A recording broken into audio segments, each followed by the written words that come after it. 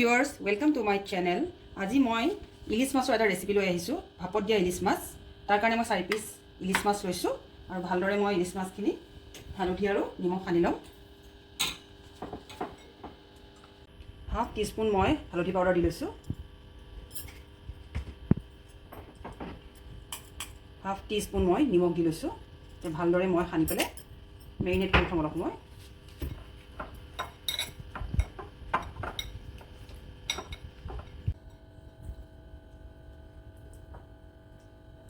এতিয়া মই মিক্সি জাৰ এটা লৈ লৈছো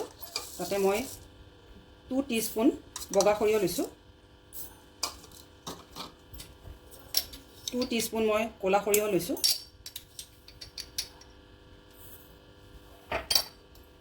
অলপমান নিমখ দিম 1/4 নিমখ দি দিছো দুটা কেঁচা জলকীয়া দিছো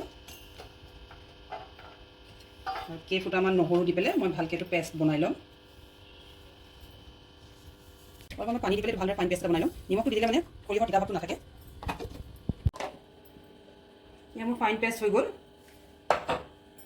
এতিয়া মই এনে ধৰণৰ টিফিন বাটি এটা লৈ লম তাতে মই অলপমান খৰিহৰ তেল দি দিছো মই এইটো মিক্স কৰি লম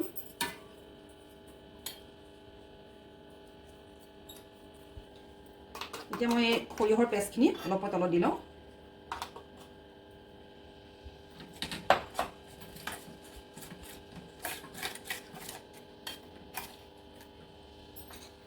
এটা যিখিনি মাছ মই মেৰিনেট কৰি থৈছিলো মাছখিনি মই এপিস এপিসকে দিম আৰু ওপৰত মই এইখিনি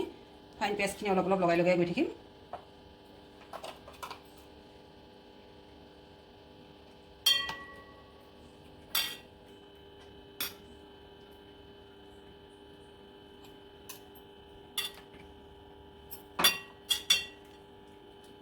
ini ভালদৰে খনা হৈ গল সৰিয়হ বটাখিনি এতিয়া মই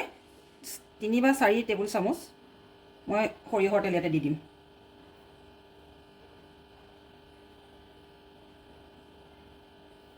3 চামুচে দিছো 3 চামুচে হৈ গৈছে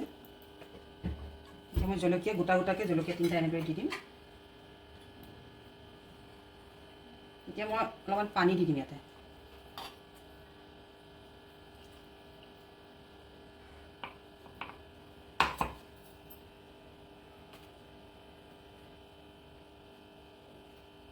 এতিয়া মই পানী দিয়া হৈ গ'ল এতিয়া মই হাফ টিস্পুন মই জিৰা পাউডাৰ দি দিম ইয়াতে আৰু বেলেগ মছলা একো দিব নালাগে এয়া মোৰ হৈ গ'ল এতিয়া মই ঢাকনাখন লগাই দিম এতিয়া অলপ সময় প্ৰায় মই 10 মিনিট মান এনেদৰে থৈ দিম এতিয়া মই গেছ ষ্টভটো অন কৰি লৈছো ইয়াতে মই এখন ষ্টেণ্ড এটা ইয়াতে দি দিছো আৰু পানী প্ৰায় আধা মান দি দিম